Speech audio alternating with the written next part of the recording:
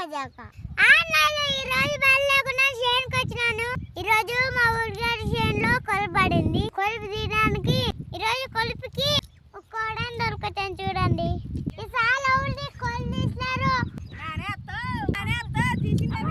నువ్వేనమ్మా సింగాలము కన్ను దీపావా కిందది.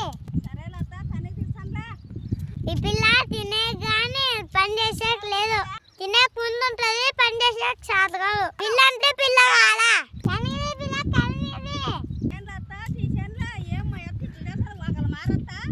పిల్ల మాటలు కనిది బాబా తీసాను అత్త తీసాను ఏం కడాలు మంచి కడాలు వేసావా?